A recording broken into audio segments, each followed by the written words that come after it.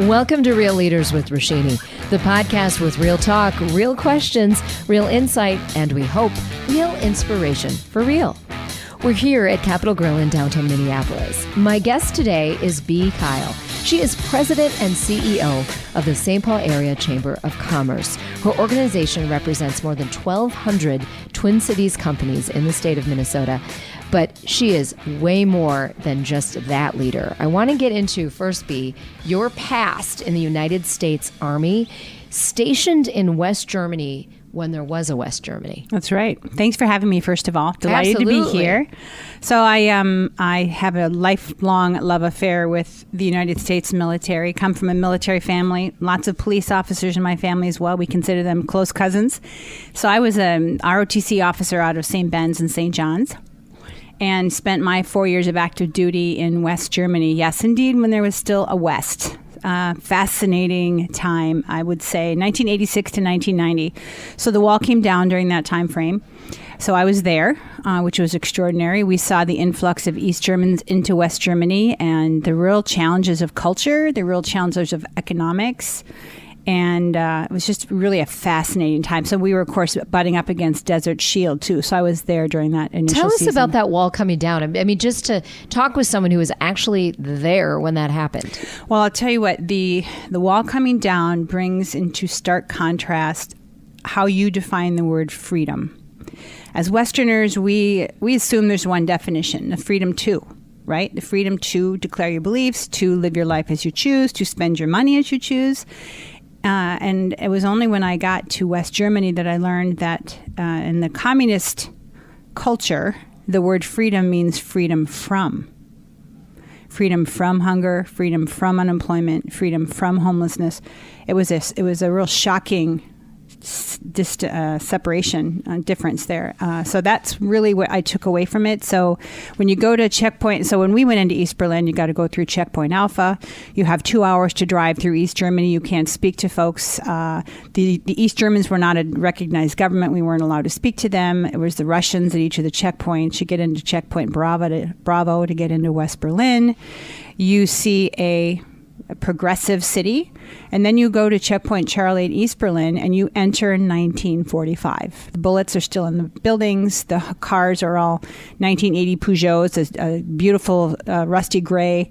People are resentful of us being there in our Class A uniform, spending American money in a way that was provocative to them. So I would say it was a real challenging experience. That said, what happened to Germany after the unification is an economic conversation in and of itself. Right. So just because as we in the United States see that wall coming down, such a huge, and it was historic, right, and it was amazing, there was still a lot of work to be done. Absolutely. So then you come back to the U.S. How did you decide to leave the military, full-time military, to go into civilian life? Well, the military takes a real commitment, not only from you, but from my family. And my husband at the time was enlisted in the Air Force. And so he and we were starting a family. And when you are active duty, you have to understand your commitment is to move every 3 years. And then you have to do an unaccompanied tour somewhere like South Korea or any number of locations where you're unaccompanied for at least a year. So there's a certain rite of passage for an officer moving into command and promotion. And I was destined for some really good things in the military. And so we needed to make a decision as a family about if we were going to do that roaming the world or if we were going to come home. And as I said to you earlier, my Minnesota homing chip is deeply installed. And so we both felt the call to come home. And we didn't feel we could do that in the military with kids. All right. So it was a family decision. Right. And then how do you decide what to do after you've been full-time military? I would say I can't speak for veterans at large other than to say they are your best hire ever, because of what we learned in the military about commitment and hard work and structure and organization, execution. I would say for me personally, I didn't really know. I hadn't really asked myself who I wanted to be when I grew up beyond leading soldiers, and the military was a fabulous lifelong learning experience. It took me until I was in my 40s when I started work at the Port Authority at the City of St. Paul, where I started to learn what it really meant to be an adult in relationship with other adults in business. So I stumbled around a lot, and I would say it's as much about me not knowing myself. You would perceive me as an extrovert, so I was told, oh, you should be in sales, which is where I wound up for a lot of years and did really well. But there was always a sense inside of me that I was somehow a broken extrovert because, as it turns out, I'm not an extrovert. I'm an introvert. So one-on-ones like this are marvelous for me. Bigger groups are harder. Social anxiety about having to go to a mixer and talk to 100 people when you're not sure you really belong or you fit in there. And isn't that a profound revelation? It was life-changing for me because then there was a piece that just settled. I'm like, oh, I'm not broken. Oh, how can I then restructure my life that better manifests my desire for one-on-one and authentic connection rather than a big sales kind of environment? And no disrespect to the true extroverts of the community. Frankly, I envy your comfort with people. But it did make some real changes in terms of how I do my business and, frankly, how I less apologetically live my life today. And that's a really great lesson I think you could really teach a lot of people out there. What's that first step be, Kyle? If someone kind of has that, I'm just not feeling right in my skin, how do they really fully understand, just even that personality type? Well, I can't speak for anybody else. I simply can tell you my experience, which was I always felt like I was in a merry-go-round of stuff to do.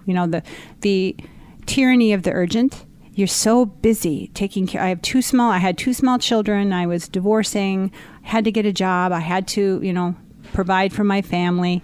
So I was busy. My merry-go-round was going. And so when you're a young parent, or for that matter, really overly committed adult of any age, you are so busy doing that the time it takes to pause and stop the merry-go-round and just be at rest and then listen to what your voice is telling you, first of all, takes time, takes repetition, takes patience, and then you need to actually seek the counsel of others. What does this look like? This is what I'm feeling. How does it impact? How are you feeling? Or what are you experiencing? It took a long time. I would say it was some real intentional work for me that took about 3 years. And in so doing, I had to decide that I would release all ambition for future growth.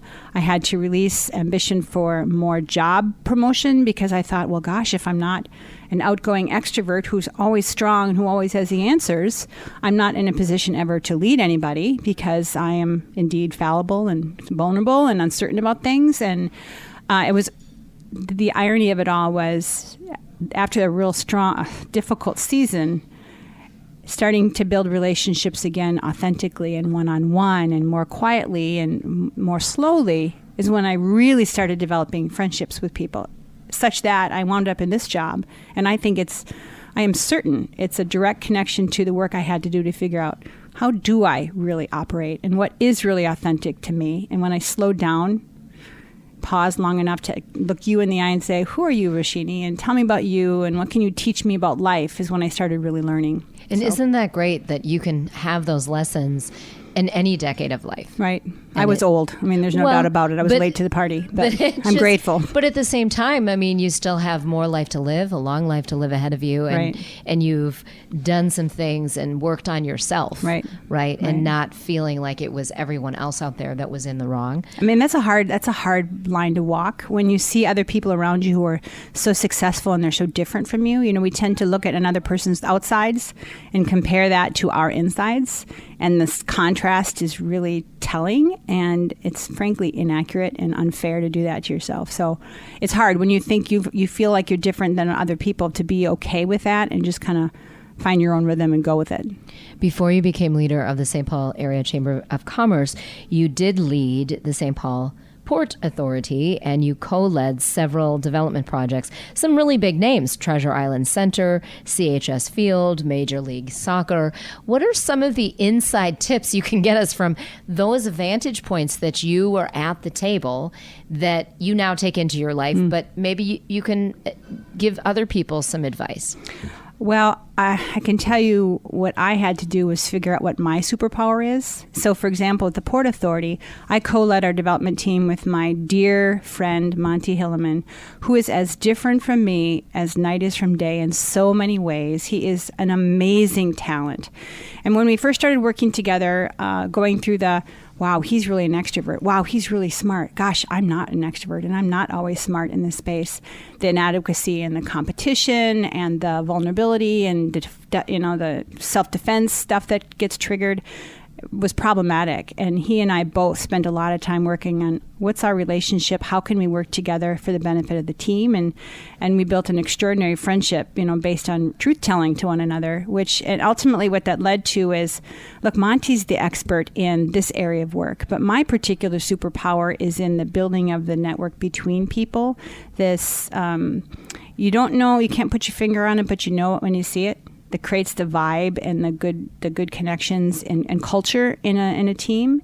And so we worked together beautifully. And as he and I got more trusting with one another, I defer. Here, Monty, this is really your specialty. And he would honor me by doing the same. So it had everything to do with figuring out what my superpower was and not being ashamed that I didn't have the same ones that he did and vice versa. And then in the application of the work, no matter what the work is, if you're building relationship and you ask good questions and you execute on things that are laid before you, Monty's specialty is in these big redevelopment projects. It was more difficult for me. It wasn't as natural, but I learned so much and I met so many people. And in this market, it is all about who you know. It's true. In life, really. Right. What does B. Kyle do for fun? Well, for the last 2 years, in all candor, I have been learning this job. So I would say my balance, I think balance is a lie. Let me just say that right now. And I ask smarter people than I, and big executives, I ask this question all the time. So how do you find balance?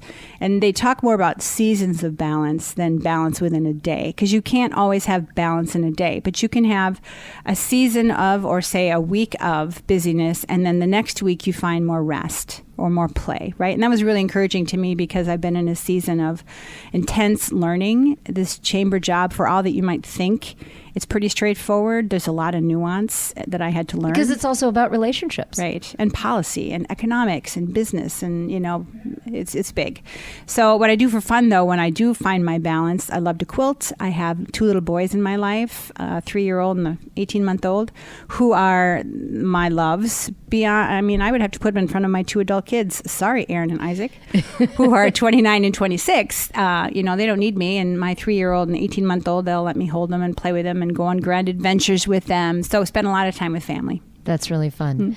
We are at Capitol Grill in downtown Minneapolis. Lots of great food and drinks. If B. Kyle were a cocktail or a spirit or a wine, what would she be? Oh, absolutely. Long Island iced tea. Hit them hard. Wow. Go down smooth and hit them hard. I did not expect that. That puts your introvert status on a certain level. I know, right? It raises the question. There's no doubt about it. I love it. It's great.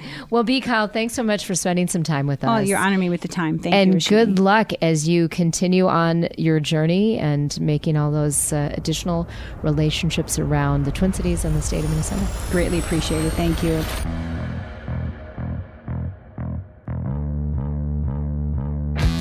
Until next time, keep it real.